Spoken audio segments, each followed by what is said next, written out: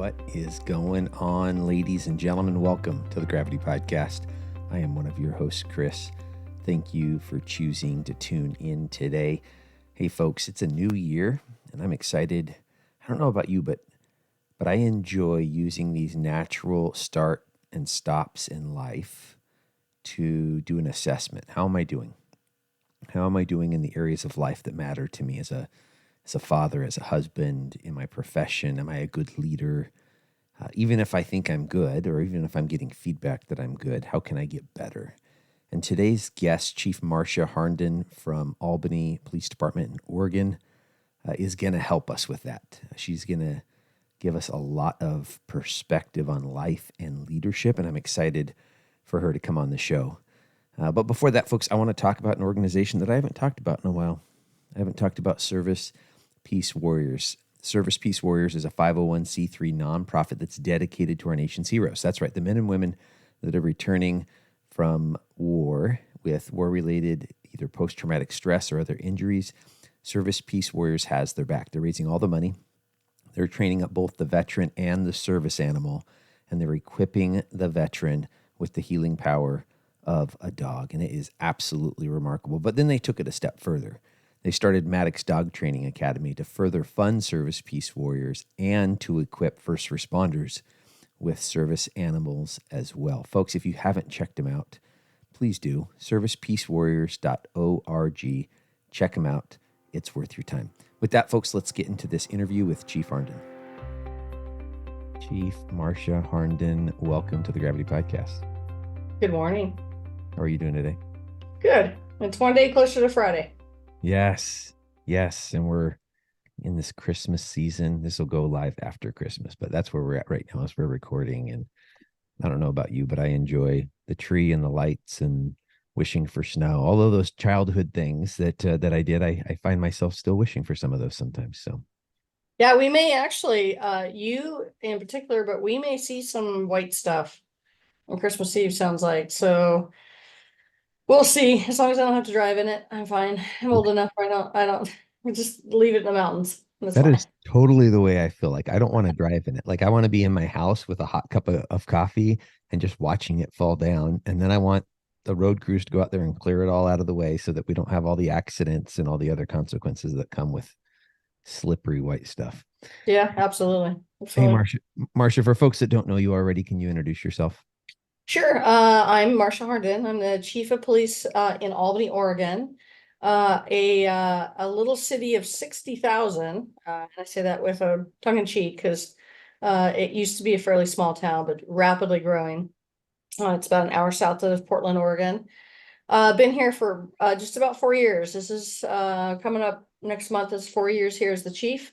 Before that, I spent almost 27 years at the Bellevue Police Department in Washington State, where I got to know Chris as we co-instructed many times at the State Academy up there. So made the move down here for all the right reasons, and so glad I did. Best decision I ever made. I love it. Hey, you and I were connecting here recently talking about Albany Police Department. One of the things that grabbed my attention was you told me that you guys were fully staffed and that, if I remember correctly, your city leadership approved you guys to be overstaffed in order to prepare for future retirements and people leaving. This has been a tough time, and not just for law enforcement, first responders, but I've talked to my friends in the food industry, in faith-based, in nonprofit. It seems like everyone has been struggling with staffing. What did you guys do in Albany to approach this challenge? Well, I think it's two-pronged, and it's been a lot of work. We went as low or as high, depending on your perspective. I have 66 sworn. We were as high as 15 vacancies in the early part of 2021. Wow. And really put everything else aside, although we really continued to work on the things that have brought us to this point. But put everything else aside and just really focused on bringing good people in the door. But the thing that is often missed is that you got to take care of the people who are here, because they're going to be your best recruiters. So not only making Albany a a great place to work, a lot of fun. I like to say we take the work very seriously. We're a very busy city, but we don't take ourselves seriously. A lot of laughter in this building. I pride myself in being very approachable, very easygoing, good sense of humor. And that has kind of permeated and allowed people to relax a little bit. And then people really enjoy coming to work. And so, and we reward them when they recruit new employees. So if you recruit a lateral employee, we give you a $250 bonus.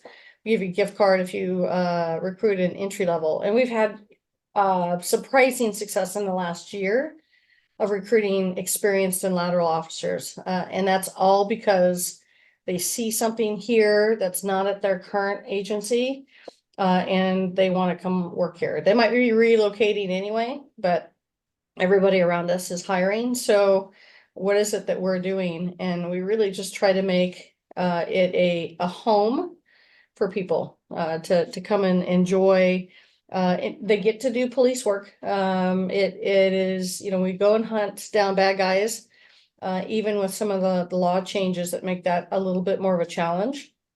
For those who are listening who are not in Oregon, our voters here decided to legalize, not legalize, but decriminalize user levels of drugs. And that has really impacted that day-to-day street cop work, as well as sent our overdose rates in this city up 600% in 4 years. So, but the officers have fun. And they get to put bad guys in jail. And but I will tell you, I look at a lot of body cam footage as we're reviewing things, and they're respectful. They don't dehumanize, and that's a culture I really want to foster here. Because we're, in the end, bad guy, good guy. We're all human beings. Yeah. And the minute we lose sight of that and become apathetic is a very dangerous place to be. So we work very, very hard internally here to keep that human factor very much in place. And I think that's really prevented people from looking other places or leaving the profession, because it's a very worthy and honorable profession. Yeah, from my experience, people join policing because that's my experience, but I think the first responder professions as a whole, because they want to have purpose, they want to have this higher calling, they want to, I know this is a cliche response to a lot of hiring boards, they want to serve their community. And granted, there's a lot of ways to serve your community in a lot of professions, but in policing in particular, it is a remarkable way to literally meet people's needs in really, really difficult times. Yeah. What so what was the culture like when you got there? And again, this isn't about judging anyone else. This is simply acknowledging fact. And was it already positive to where you stepped in and you had to maintain it? Or was it something that needed some work when you showed up? I inherited a good department. The chief, Mario Latanzio, before me did a really good job of getting them accredited. We're a CLIA accredited agency, and some people might roll their eyes, but honestly, when the tough times hit, like George Floyd and that, we had good practices and policies in place, but there's always a caveat to that. I'm a strong believer. I don't care if you have good policies, but if your culture doesn't support those good policies, you're going to really have some potential issues. So he did a good job. It was a brand new building built here in 2017. So it's a beautiful facility as well. And then really just kind of brought them forward in a lot of ways. They didn't have a bad reputation, but it was also very much a blue collar city mentality, where I really think today's professional police officers are white collar, educated, growing, learning people and individuals. And that did have very much a family sense. I remember, in fact, I just talked about it last night with my command staff, is when I was doing my interviews here, and I snuck down here. Just one little tidbit of advice if you want to make that move is I snuck down here for a weekend and just reconned and did work here in the city, knowing what I was getting myself into, and that helped me in my interview process. But I had a strong sense of family already here. But when I got here, they were just coming off of basically a custodial death, and people were still on admin leave and are coming back. And I heard a lot about the damage that that did, and that the city or the department kind of got into a protective risk management mode when it was clear that this individual who passed away didn't do so because of the use of force. And it was, he was fighting with the police, had a bad heart due to long-term meth use, and had a heart attack basically while fighting with the police. So that damage was there. And so I heard a lot about, they had a sense of, I don't think you're going to have our back when bad things happen. And that has stuck with me from the beginning, and that leaving them out on admin leave for 2 months, really, that we lost a couple of employees over that. And so I had a good conversation with our 2 district attorneys. Albany is in 2 counties, so I have 2 district attorneys to work with, and just said, just confirm with them that absent any very clear violation of policy or violation of law when it comes to use of force that results in a serious injury or death, it's my choice when to bring them back. And even though we may not put them back to full duty, because that's maybe not in their best mental health to do so, in their best interest, but I'm going to bring them back to work, because being cut off from their blue family can be very damaging. And I hear that over and over and over again, from cities all up and down the West Coast, because I teach a lot.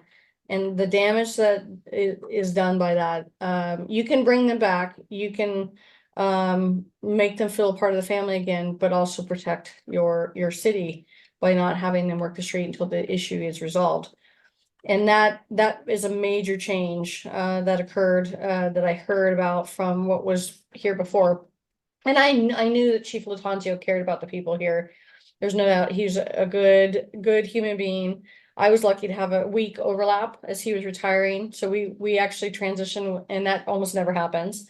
And so I saw firsthand how he cared. His approach is just different. And I filled a void here for people that were ready for that change. And we've had to make some adjustments, but we've also been through a lot since that to test that approach. And we have become a much stronger and better agency because of that approach. Yeah. You've touched a couple times now on the health and welfare of your staff. Obviously, this is a huge issue. I think I started hearing this around 2019, that the 3 previous years, we'd had more officer suicides than line of duty deaths. Mm-hmm. And this reality that it was more dangerous to be in our own skin than to wear Kevlar and go out and work the streets really hit me hard. So what have you guys, what have you been doing at Albany to address the health? I mean, this was one of them. Hey, let's get our folks back in the building as soon as possible. What else have you all done to address wellness?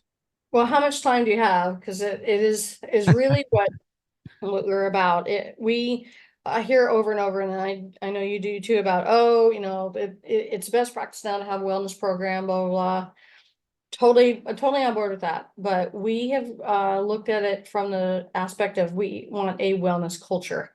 Yes. So the minute they come in the door, and as a new hire, and I've hired 50 people in 4 years, all the way through retirement, we are doing everything we can to have health and wellness as a part of that. So when we have a disciplinary case come up, are we asking, well, this is abnormal for this employee, what is going on with them, and how can we help them get past it? We got to address the accountability, absolutely, but what is driving that behavior that's unusual? So that has helped, as well as we have Bentley, you can't see it, but I have a dog bed over here. We have a wellness dog that lives in the building here. I get asked all the time, well, doesn't he have a handler? And I said, yeah, 99 of us here, because And he's been the best return on investment of a free tool that we've ever had. Mm. He goes with us on some of the tough calls. He goes with the SROs as they do the lockdown drills at the schools. And that is a relationship that I had to really repair and work on over the last couple of years as well. And Bentley's been a big part of that. They didn't have a gym here, which I found interesting coming from an agency that had on-duty workouts for my entire career. So we cleared out a detective office, and we have enough space in this building to do that. And said, great, we're going to turn this into a gym, especially we were going into COVID, so everything was shut down as well. Yeah. And giving people a place to work out and kind of let out that energy. And we didn't have the budget for it. It's, to do it right, you're talking about $30,000 to $50,000 worth of gym equipment. And so we got the room cleared out, and then we were going to go out and ask, for the public to assist us. Because we do have a supportive public here, for sure, because we see that on our levy passages. And we went out, excuse me, and two individuals in town, both fairly well off, donated about $38,000 Wow. to fully equip a gym with commercial equipment. And the only thing that the taxpayers paid for is the cable in there and the paint to do it. Everything else donated, the stall mats, the treadmill, the stair climber, the weights, Yes. everything was donated, or the money for it was donated. And then we, and you've heard me talk about this, relationships matter. We would not be successful as a police department if we didn't have strong relationships. And so I had met one of our local physical therapy firms. Big shout out to Healing Motion is their name. They helped us design the gym in the first place. And then we have put on individual assessments and group assessments for free here at the station. And a lot of our folks, including myself with injuries, have gone to them because that relationship is in place. They donated that time to us in a way of giving back. And we see those relationships pay off multiple times, and how the community can take care of the staff here. The other thing too, Chris, is we recognize that we as a police department, whether you're a custodian or a homicide detective and everybody in between, even to me, we are in the trauma business. Yes. That is what we do. Whether somebody's car gets broken into and it's their Christmas presents are stolen, that's traumatic for them. And we absorb all that all the way up to an officer involved shooting, or we've had two incidents in the last 3 years where a mother has murdered their young child intentionally. And those things take a toll on all of us. And you and I have had discussions about this. So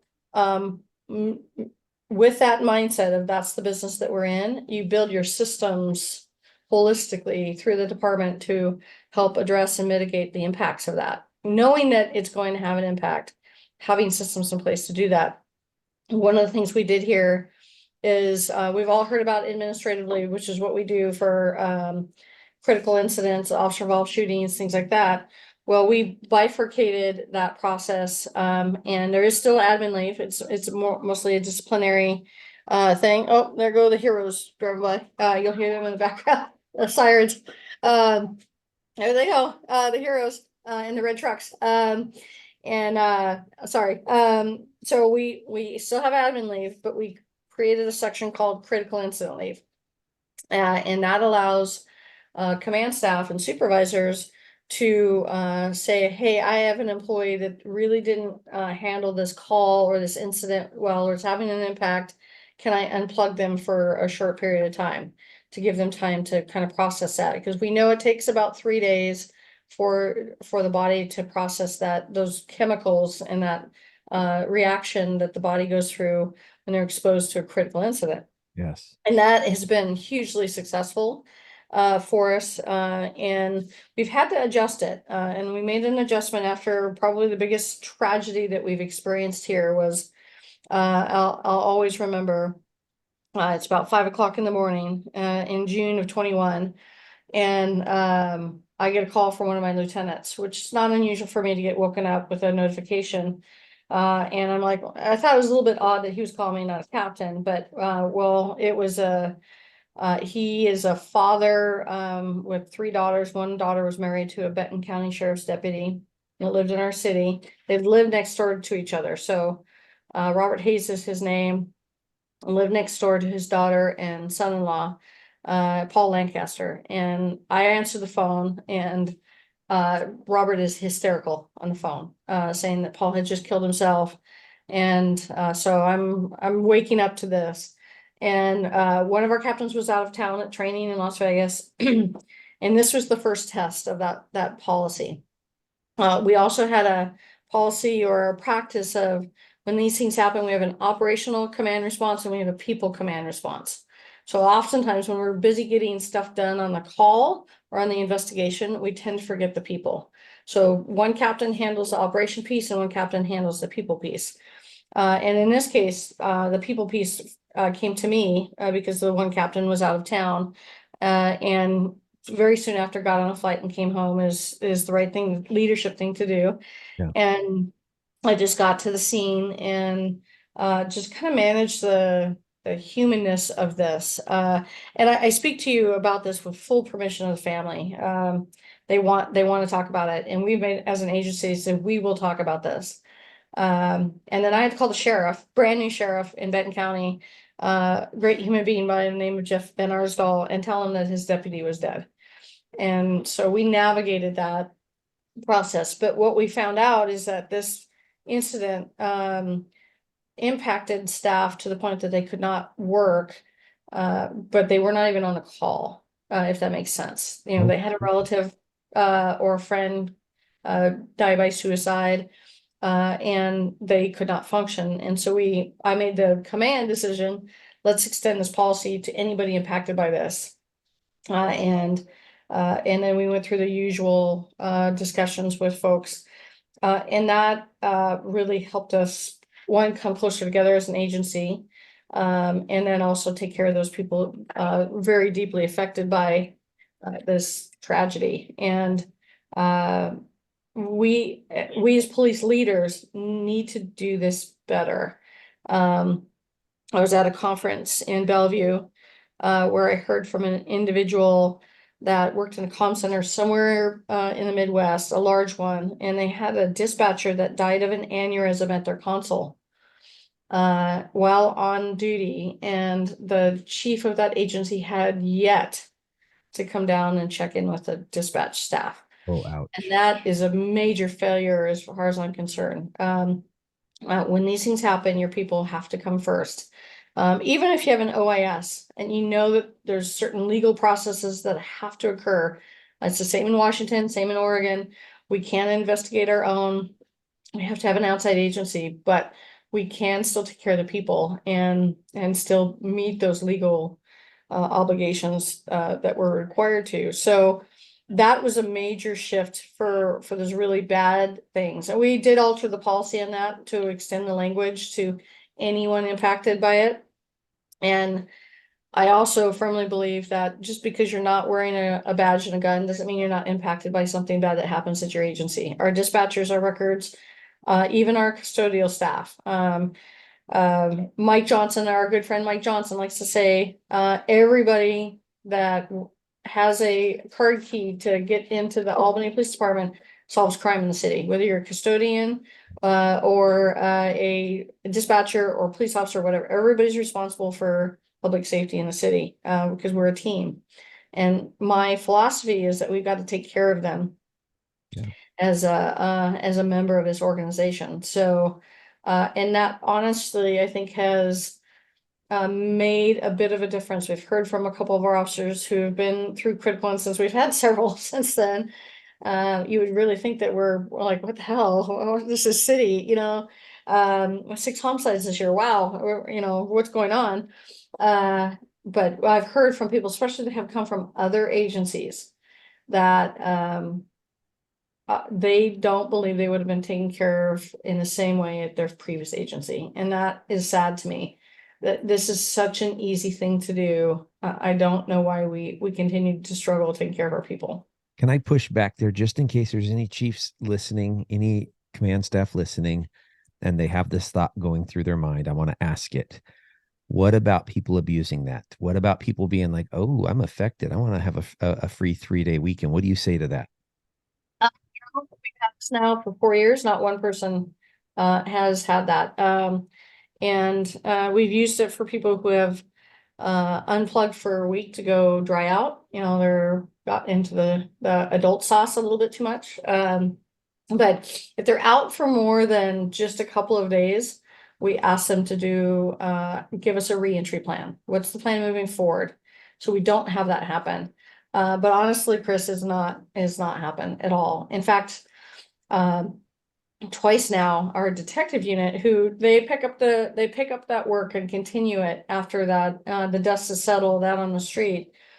They've been really reluctant to take it, and I've had to say, no, you guys are all off on Friday. Yes. We'll have a gathering, and see where everybody's at with our peer support team, and then everybody's off. That is my decision. You don't have to lose time in your banks, anything like that.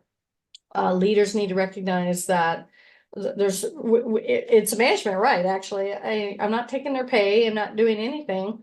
I'm recognizing that this has been a really tough time and that they need some time away. And twice we've had to say, yeah, no, you need to do this. Yeah. And I think it is a risk that someone could abuse it. But here's the problem. We always have to manage risk, right? So is that a possible risk? Yes. Yeah. However, what's the return on your people genuinely feeling like you care about them? Because I've experienced the same as you.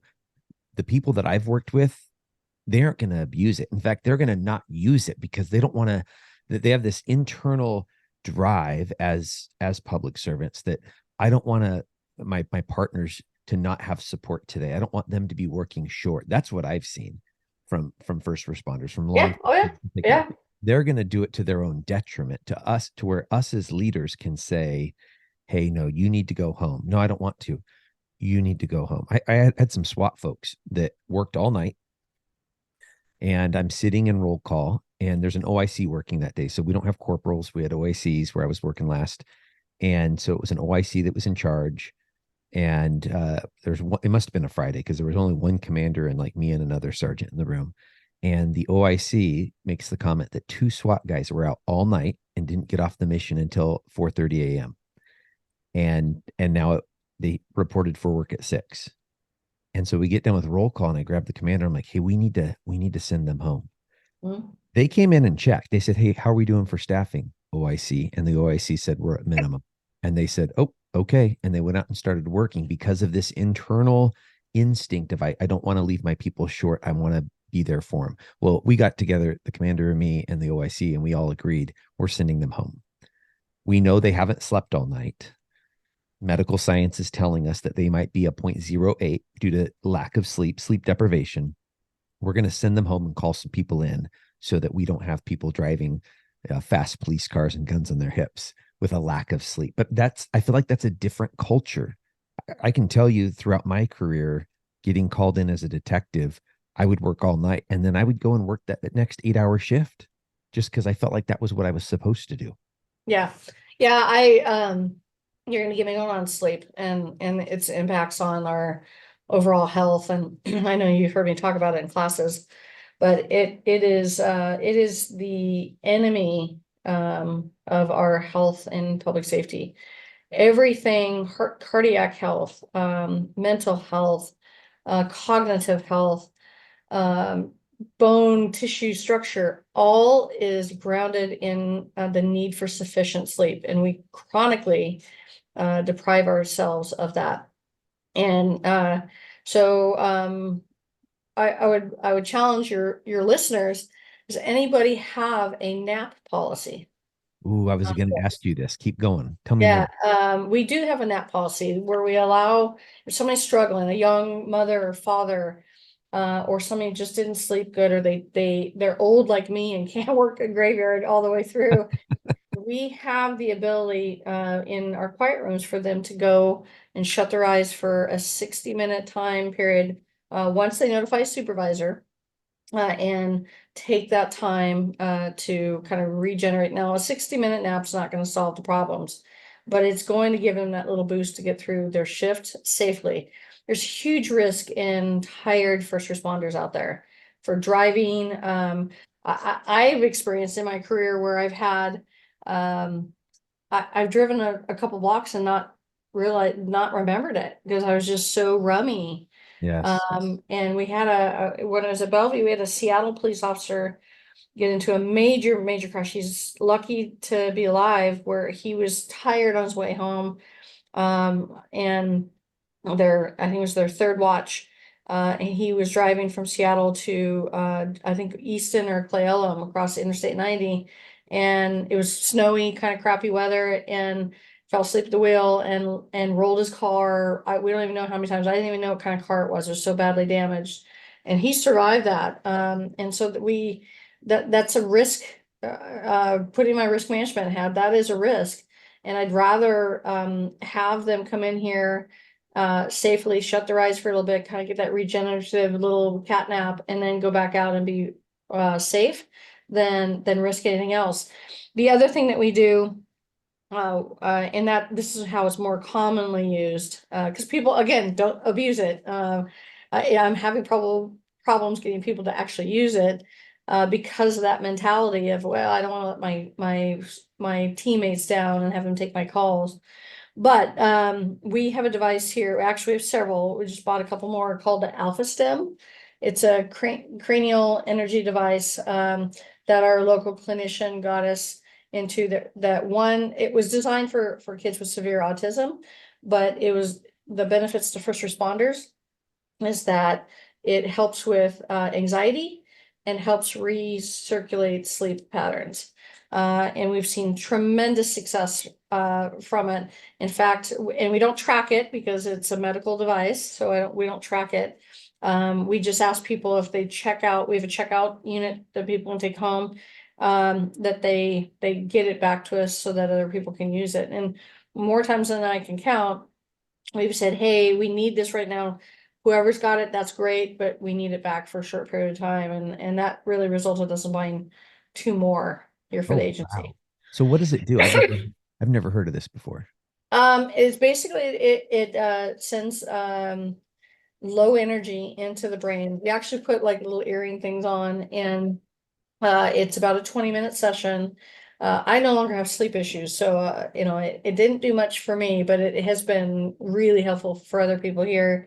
Yeah. And you close your eyes and kind of go almost into a meditative thing where you just kind of control your breathing. You're in a dark space, and you just kind of let it. And then people who said that they know it's affecting them because they feel like they're on a rocking boat a little bit. And so all of our peer support members have been trained on how to administer it, so we don't need the clinician. And we've seen a great deal of success with it. And it's a tool that anybody can use at any time when they're in the building. And that's on top of the ability to work out on duty. And that is an option for anybody who works for the police department, not just police officers. That's amazing. Did you have any concerns in reference to staffing? Like, how do you work out on duty and maintain staffing numbers? So we do have minimum staffing here.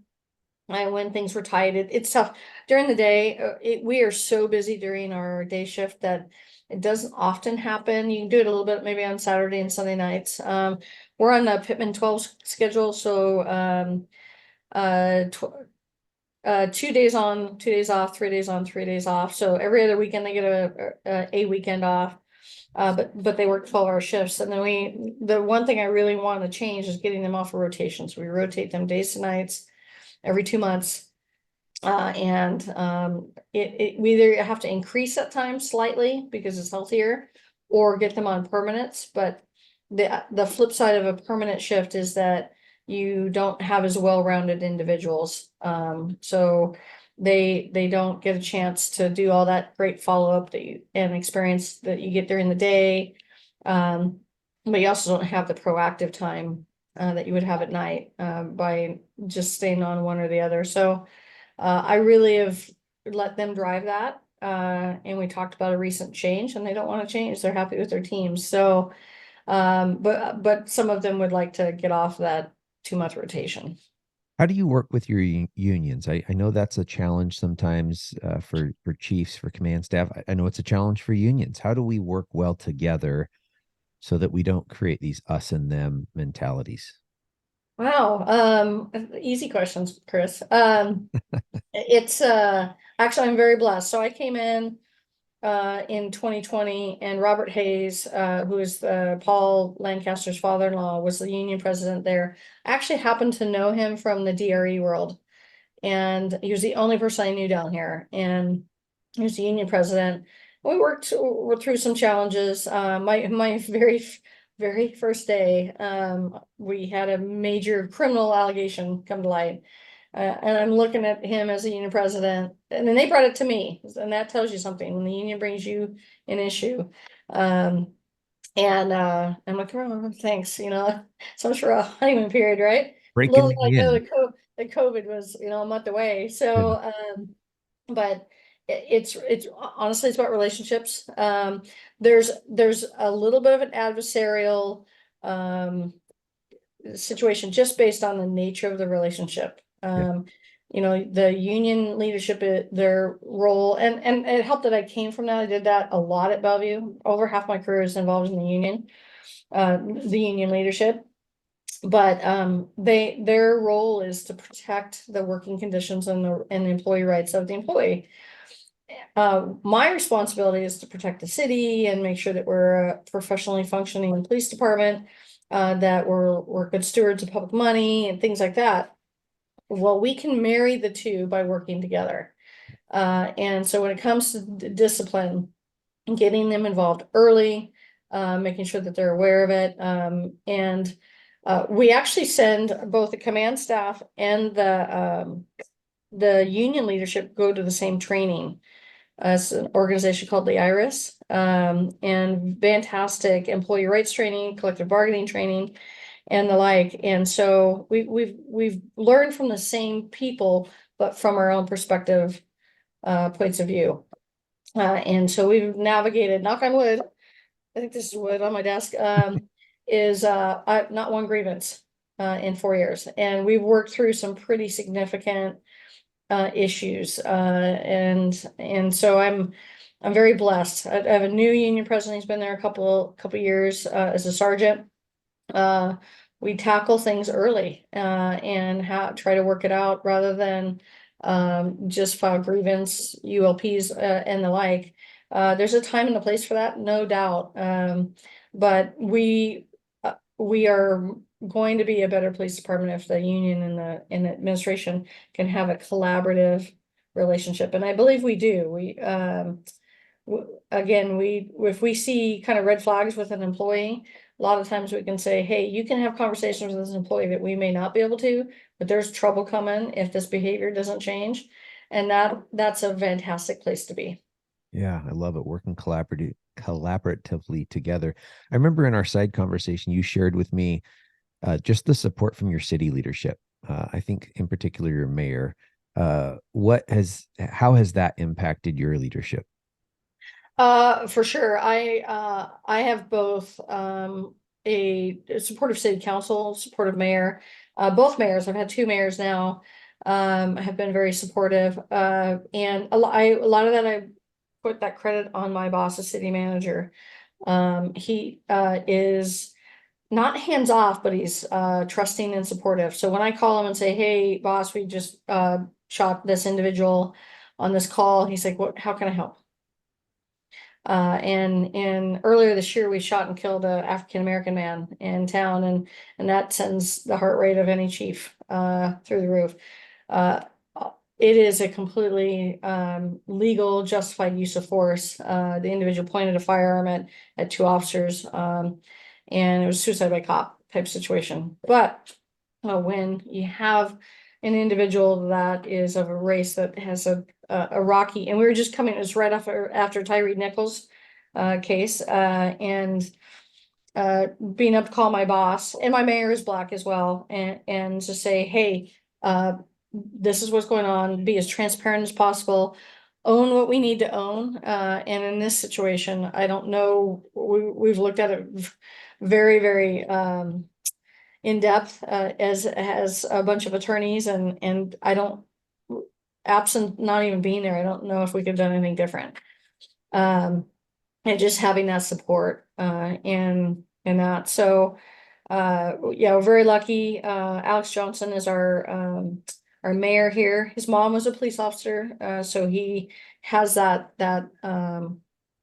historical support in place, and knows how important it is. He comes to our promotions, he comes to our retirements, very, very supportive in that regard. And when this shooting that happened, he was one of the first to want to reach out to the two officers involved and say, I support you. And even with all the legal stuff that takes years to work out, that is really meaningful. And my boss, again, the city manager, his first response is always, what can I do to help? And he really helps be that filter sometimes, and good common sense.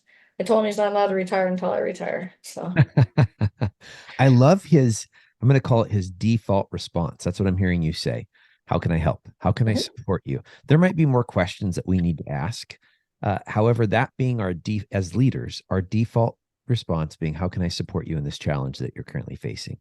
It makes our people feel supported. Yep, absolutely. Right? It's us proving our words of saying, I support you.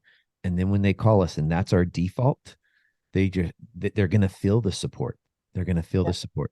Hey, I wanted to get to the fun. I'm going to go off camera for just a second. And for anyone listening on audio podcast, if you haven't watched on YouTube, maybe you're going to need to do that. So Chief, I see there in your background, the pig. I can't tell if that's like a writing implement. It has handles. No, so one of my sergeants again, made this. It's an old tank of some kind. I'll bring this up here. Yeah. And he's a hobbyist welder and made this. And I'm like, and I have a little farm here in town and no pigs, but I was like, wow, that is so appropriate for my office. So that, along with my Blue Falcon Award, which I'll get in just a second, is ways that I show, that connection to the staff here. So bought this from him. And I love the idea of, hey, And I then, can laugh at myself. and then I'm going off camera now. So those military people probably recognize the when somebody gets the Blue Falcon Award. It kind of has a Nike connotation in some regards, but this is the Blue Falcon. He makes noise. So that was I made a mistake one night of coming in and seeing one of our night shifts, and I'll just check in if I'm at a council meeting, and that I'll make sure that I'm coming back and check in with the team, especially if briefing's going on. Just kind of chatting away, and I said, okay, well, I hope everyone has a quiet night. Oh, you said the Q word. Oh, Yes, I you think know better. You know so. better. And of course, the mushroom cloud hit the city, and that. So Oh. that resulted in this being made. And my office was decorated with little signs. But that's, you talk about the relationship piece. That is, even though that has in some places can be considered kind of an icky thing, they turned it into something fun. When they were doing our Christmas party last week, they came and said, hey, we'd like to have this kind of funny award, a crash award, and then another award. We want to call it the Blue Falcon Award. We realize the old connotation, but we want to make our own version of this, and we want to give it to you, and we want to make sure that's okay. And that's going to set the tone if leadership takes it first. That's the relationship piece that pays off. And so of course it was all tongue in cheek and that, but it also shows that one, that I am have a sense of humor. She's got to have a sense of humor, and two is that we're all human beings in the end, and we're all in this together. And even though I may keep the lights on, keep the bills paid, and then represent us outward, we are all in the end employees and team members here. Yeah. I love it. Well, this was mine when I was a school resource officer at High School. The Golden Donut Award. And what created the Golden Donut Award is I recognized that I had a city populace of 2,000, actually probably closer to 2,500 at the school that I worked in. We had a bank, an operational bank at the school. We had numerous dining facilities, a library, numerous fitness facilities, right? I looked at it as a city, and one uniformed armed police officer in a city of 2,500 is not going to keep that city safe by themselves. And Mhm. this was my way of having a little tongue in cheek with the rest of the staff, saying, "Hey, I need your help. I realize that during your 6-minute break in between passing periods, you have to use that time to make photocopies, to go to the bathroom, to fill up your water, to do a whole bunch of things. So I don't expect you to do it every break. However, as much as possible, if you can be in the halls, greeting students, giving them high fives, your presence is going to help keep our campus safe." And the teachers did a remarkable job. Some of them were doing it already, I feel like. In fact, a lot of them were just doing this already. But now there was a way for me to recognize them. And what I did was I actually used the staff members to recommend the It's next awesome. the next month's not recognize the next month person that was going to get recognized. And then I had a local pizza shop donate a pizza, and a local donut shop donate a maple donut to go along with it. So I think we have to laugh at ourselves. Now this is, I'm going to push back here, just because I've been pushed back on this one, because I've seen the way you guys have used social media, and you've had a couple, like one of them was one of your female officers that was lip syncing, and a bunch of other officers in the background. If I remember, there was smoke and there was wind, and it was you guys had over 1 million views, I think, on this video, and it looked high end. It looked like Oh, you had, actually, how many? 45 million. 45 million. Okay, I was way Yeah. off. I knew it was a We lot. got banned from TikTok after that.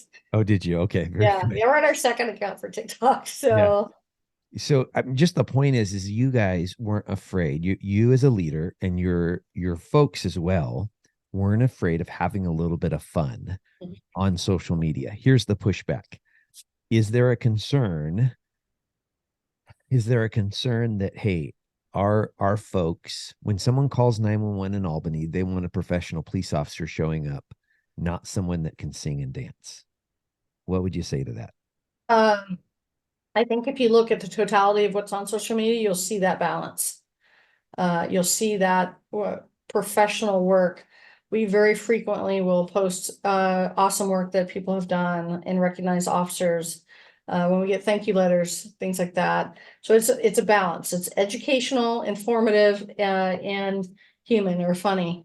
And I'll get the people who'll say, "Oh, it's a waste of taxpayer money, you know, like I'm not paying these people to do this." Well, it's usually less than 5 minutes because they're short videos.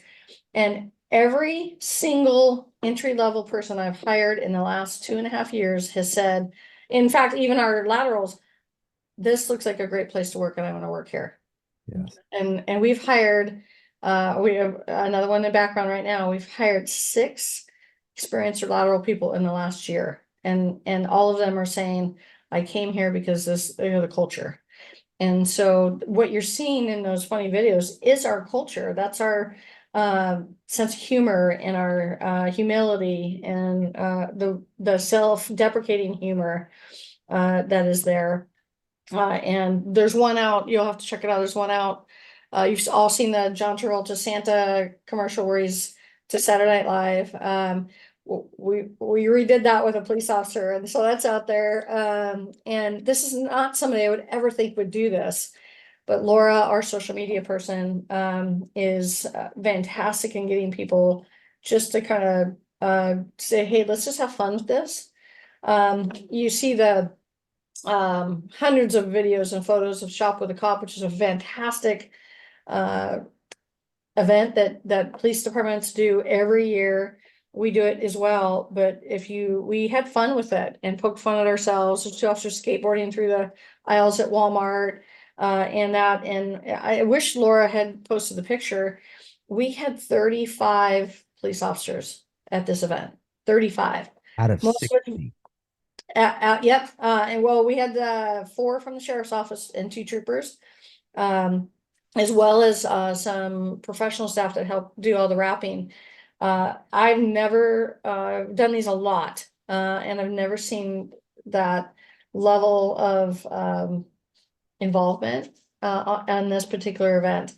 And they love it. And we really focus on kids that these officers have had contact with, either through CPS or something like that. One was a remaining sibling and her dad of where their younger sibling had been murdered by the mother earlier this year. So we really bring these kids in that have had these horrible things happen to them, and to see all the officers volunteer their time. I do it as well. I have to get up at 5 o'clock in the morning on a Saturday morning, but they volunteer their time to do it because that recharges their batteries. And it's worthwhile. And we went $1,000 over budget, but we always have a little bit of slush money. And officers frequently will say if it's $5 over, $10 over, they'll pay out of their own money to do that. So I don't know if the public really understands how that is. We do get donations from organizations, Target, Walmart, things like that. But a lot of times officers will pay for this part of this out of their own money. So that is that piece of that humanness, and the funny videos is just stuff. I hear laughter every day. And twice we've had groups come through to tour the building here because it's won some architecture awards, and it's a state-of-the-art building. Two separate times people said, man, there's a lot of laughter in this building. And so that's really tells me that we're doing the right things. Not screwing around laughter, but just keeping it light. The work is serious enough. We don't need to be. Oh, the work is serious enough. We don't need it to be. I think right there, that's just a good tagline for the entire episode, Chief. I really like you saying that, and I think that plays into everything else we've been talking about now. The wellness and culture and retention. When I like going to work, when I enjoy the people I'm working with, that's going to keep me around a whole lot longer. Yeah.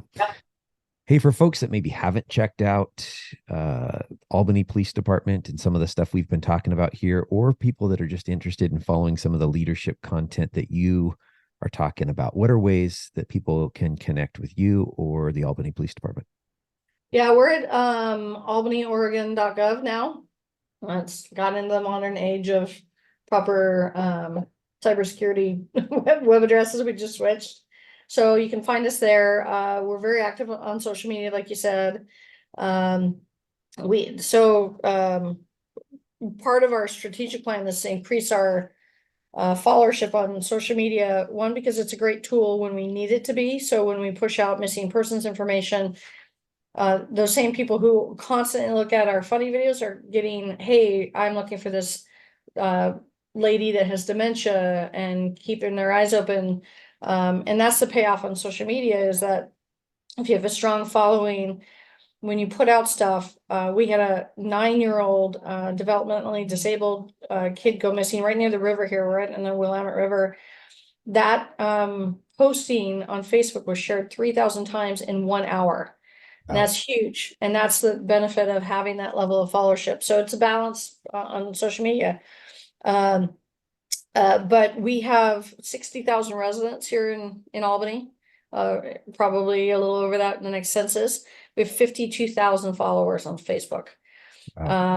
And a bunch more on the other platforms. So the reach is good, and that's powerful there.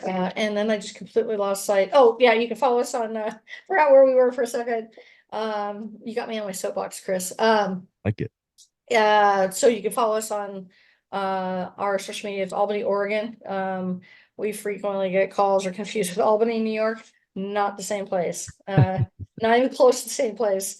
And then I'm on LinkedIn, of course. Very passionate about leadership topics, as you know, and am active there. So, and we're really willing to help anybody who's trying to get some good things off the ground at their agencies. We're not perfect. I will never say we're perfect.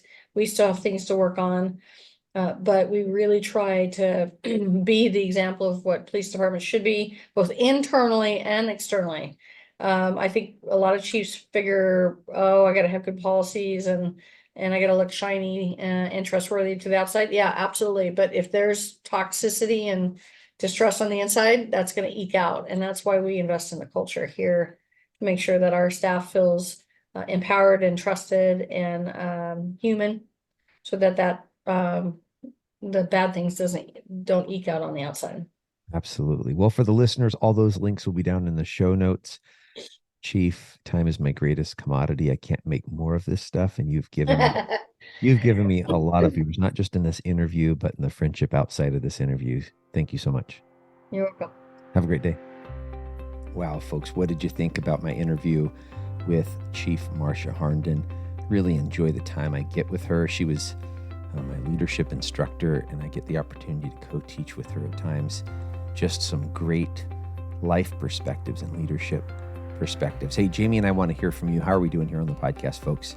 There's a few different ways for you to communicate back to us, and we'd really like you to do one of these. So, maybe consider doing one of these today. Either follow us on whatever podcast platform you're listening on so the next episode will come up, or share it with a friend.